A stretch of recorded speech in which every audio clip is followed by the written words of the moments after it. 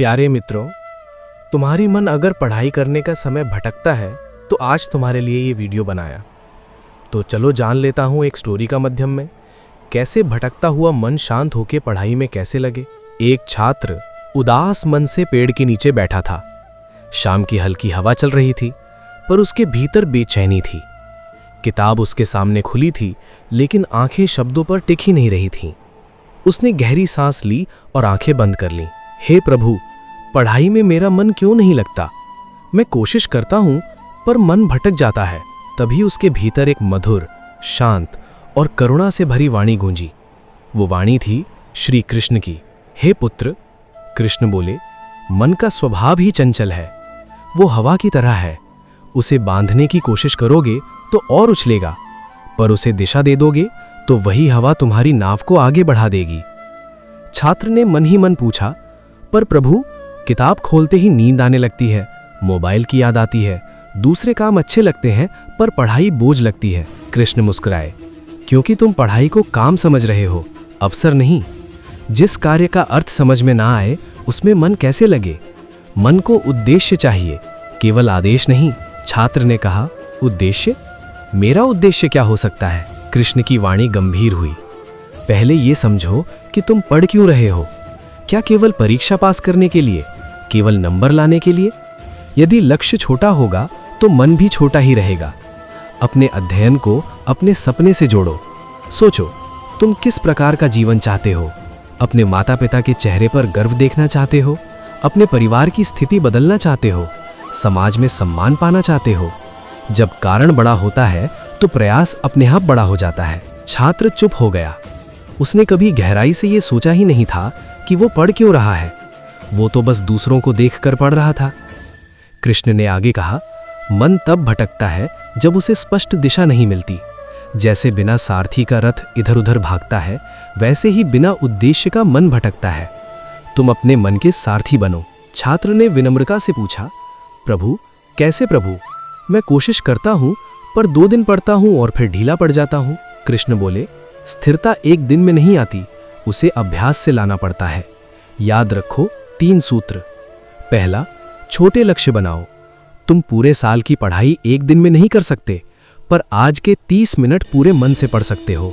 केवल 30 मिनट, बिना मोबाइल, बिना किसी व्यवधान के। जब छोटा लक्ष्य पूरा होता है तो आत्मविश्वास बढ़ता है। आत्मविश्वास मन को स्थिर करता है। दूसरा, वातावरण को शुद्ध करो।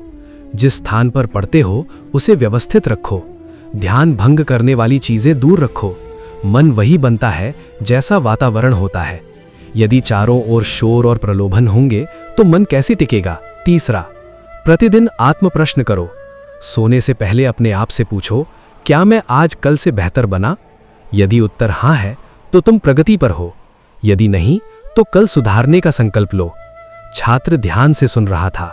उसकी आंखों में अब निराशा की जगह जिज्ञासा थी। कृष्ण ने आगे कहा, और एक बात समझो, मन को जबरदस्ती दबाने से वो विद्रोह करता है।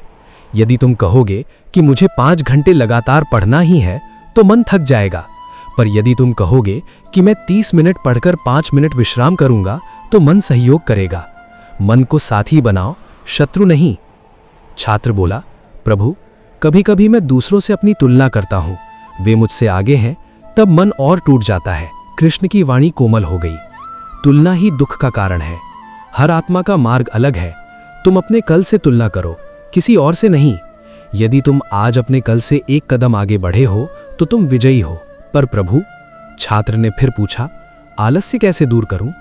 कभी कभी बिना कारण ही मन नहीं करता। कृष्ण बोले, आलस्य तब आता है जब शरीर और मन दोनों असंतुलित हों। समय पर सो, समय पर उठो, थोड़ी कसरत करो, प्राणायाम करो। स्वस्थ शरीर में ही स्थिर मन रहता है। और याद रखो, काम शुरू करने का इंतजार मत करो कि मन बने तब शुरू करूंगा। पहले शुरू करो, मन अपने आप बन जाएगा।